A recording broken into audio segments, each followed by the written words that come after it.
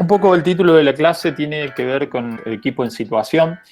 Y hablamos de equipo en situación, lo hacemos desde dos miradas, ¿no? Por un lado, la cuestión física, obviamente, esto de estar situados permanentemente en un sitio, en una ciudad, en un territorio, pero también en una caja arquitectónica como trabajamos.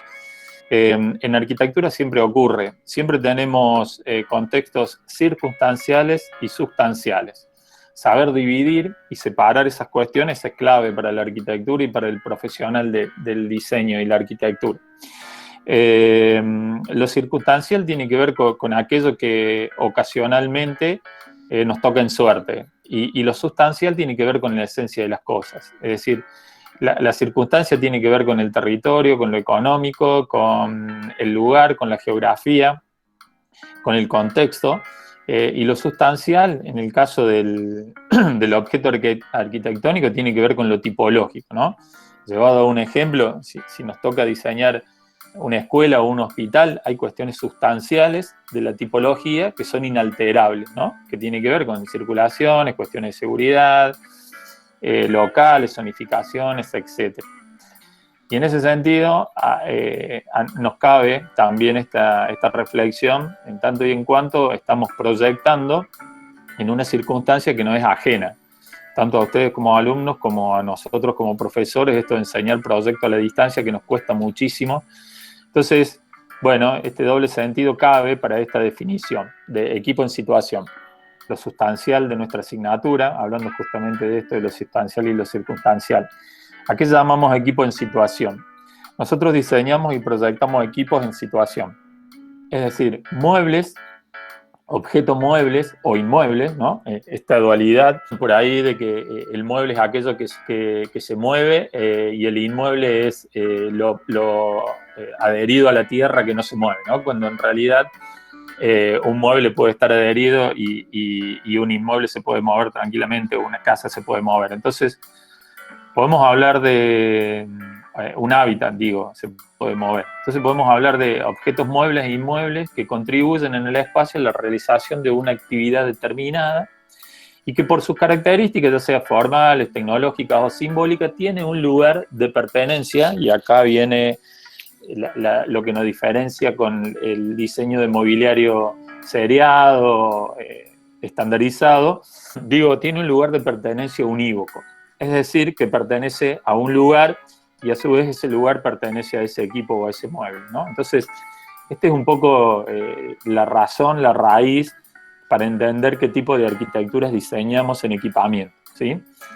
El ejemplo que ven es una librería en Shanghái del grupo Utopia Lab que vamos a pasar a ver.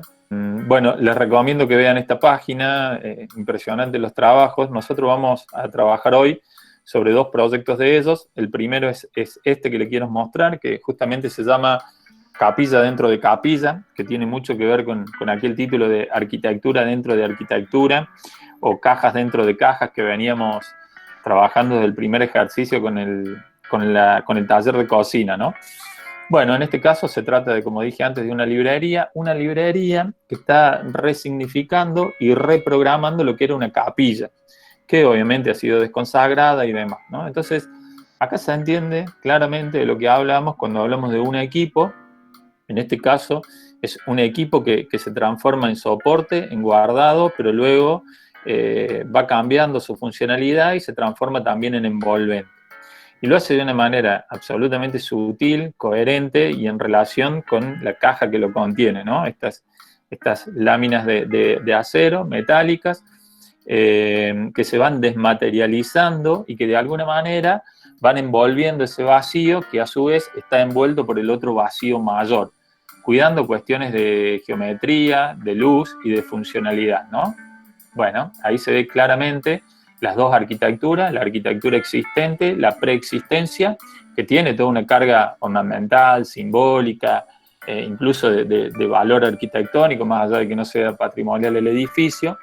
Tiene entradas de luz y demás que los arquitectos retoman y revisan, ¿no? Esta es la visión parada debajo de ese elemento, en donde ustedes vean que el equipo propuesto prácticamente se dematerializa, desaparece, y la luz empieza a tamizar entre las dos arquitecturas, empieza a jugar entre esas dos arquitecturas, poniendo en valor también todo el entorno, el contexto propio, inmediato del edificio. Bueno, acá lo que sería un mueble de recepción, apenas llego, que respeta la geometría de este sector de la planta. Allá al lado, a la derecha se ven otras dependencias, muebles, equipos, vean cómo llega este equipo al piso. No es que directamente llega la placa o esta costilla llega al piso, sino que se retrae para evitar que yo cuando me posicione acá al frente le pegue con mis pies primero y luego llegue al libro, sino que, bueno, tranquilamente puedo llegar y acceder al libro y demás. Y como les dije, luego a partir de un momento determinado deja de ser estantería y lugar de guardado y se transforma en envolvente. La iluminación, bueno, acá en la otra clase cuando hablábamos, si se acuerdan ustedes de los tratamientos de cielo raso y envolventes, acá no hay una solución de continuidad entre uno y otro, ¿no? La misma cosa termina siendo envolvente, cielo raso, cubierto. Por supuesto, los suelos están tratados de manera neutra como para que no compitan y dialoguen. Para que no compitan y dialoguen con el resto de la obra. Y acá, puestas digamos, en contraposición o en claro-oscuro, en positivo y negativo, lo nuevo con la preexistencia. Vean la transición, acá como está tratado, con otros colores, aparece este elemento que cambia la materialidad, pero sigue siendo, cambia la textura, sigue siendo la misma materialidad, metálico, pero pasa a ser una chapa perforada, una vista desde el ingreso, desde otra zona, las perspectivas, cómo se respetan las simetrías y demás, y esta que podría ser una imagen desde el coro, desde un primer piso, en donde acá, bueno, se ve lo que veíamos antes de abajo, ahora lo vemos desde más arriba y desde afuera del objeto nuevo. Esta es otra de las dependencias, acá aparece ya una etapa, un sector de coworking, el restaurante.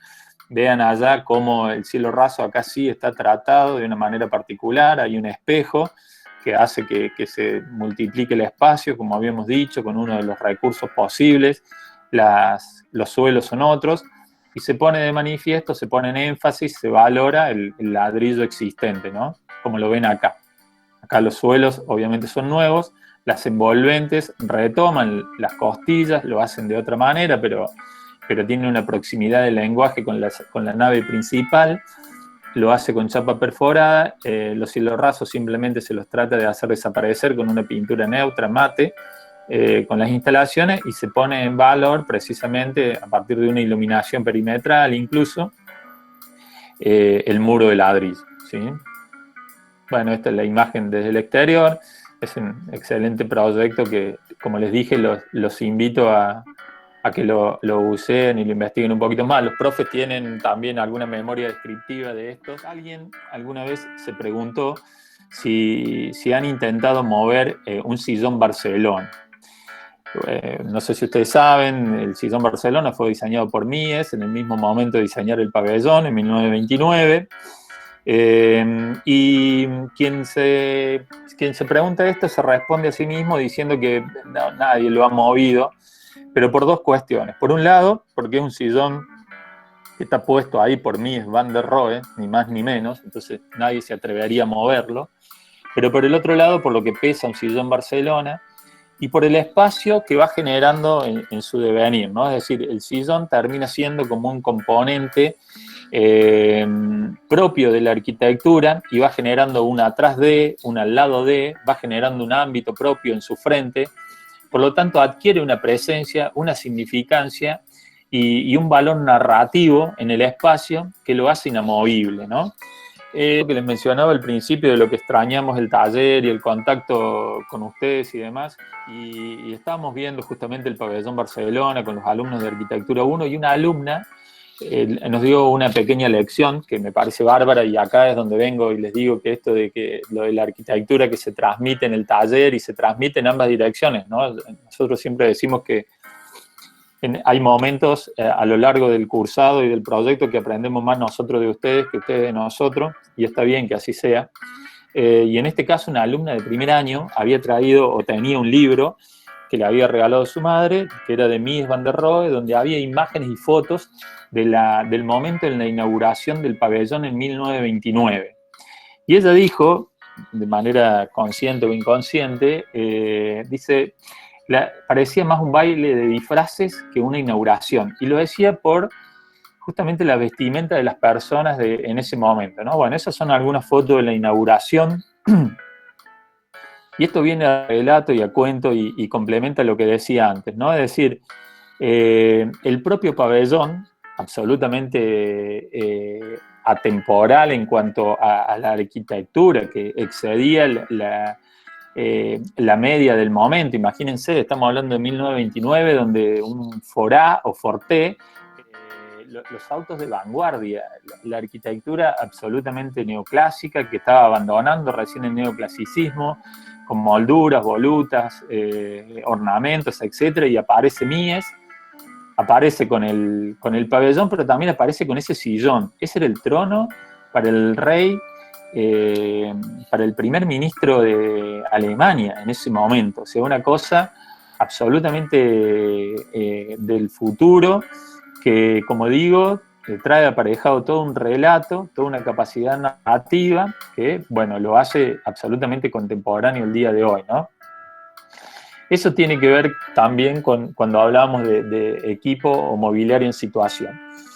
Y pasando ya a cuestiones más específicas y técnico-constructivas, si se quiere, que les van a servir a ustedes, nosotros cuando hablamos de equipos, que no olviden que los equipos los tomamos como elementos constitutivos también del paisaje interior, si se quiere, de la arquitectura, podemos hablar de dos tipos de soluciones en extremo, ¿no? Aquellos que son solidarios estructuralmente con el sitio y aquellos que son autoportantes y que tienen independencia estructural del contexto o del vacío o del objeto arquitectónico.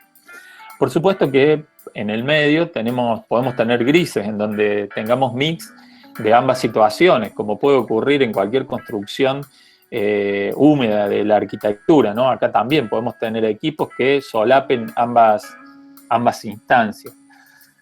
Pero esto es importante que ustedes lo decodifiquen, que sepan con qué están trabajando, qué están proponiendo. Tiene que ver con la materialidad, con lo que se consigue en el lugar, con las posibilidades de resolución tecnológica, la mano de obra, etc., ¿no? Entonces, estos serían como los dos grandes campos, los dos grandes componentes de los equipos. Y en ese sentido, a la hora de pensar estos equipos, ya sea en una o en otra característica, debemos hacerlo a partir de comprender cierta modulación que es necesaria por varias situaciones o por varias cuestiones. Entonces, a la hora de pensar estos equipos, una primera instancia es pensarlo a partir de la modulación. Generalmente este tipo de arquitectura, este tipo de producción de diseño, implica la realización en talleres fuera del objeto arquitectónico y su posterior montaje, ¿no? Entonces, porque se van dando como varios gremios a la vez, van trabajando en la obra, y todo lo que tiene que ver con los equipamientos, las envolventes, equipos muebles o equipos envolventes, llegan en un momento de la obra y solamente se ensamblan en ese lugar. Entonces, a partir de ahí tenemos que pensar en cuestiones de modulación. Y es una modulación que, ya sea por cuestiones de fabricación, de transporte, de armado, de logística, etc., excede a la simple repetición. Hoy, gracias a las posibilidades tecnológicas, tenemos CNC o escuadradoras o máquinas que permiten a cualquier persona llegarse a un placacentro y pedir cortes específicos, personalizados. Digo, desde esa instancia a cuestiones de producción más a nivel industrial o semi-industrial, tenemos la posibilidad de imaginar modulaciones que no implica solamente la repetición. Entonces se puede pensar en modulaciones particulares, en elementos únicos pero que pueden ser seriados, y relegar esa idea del contenedor tal y como la conocíamos para empezar a imaginar otras situaciones que aporten innovación al proyecto, ¿no?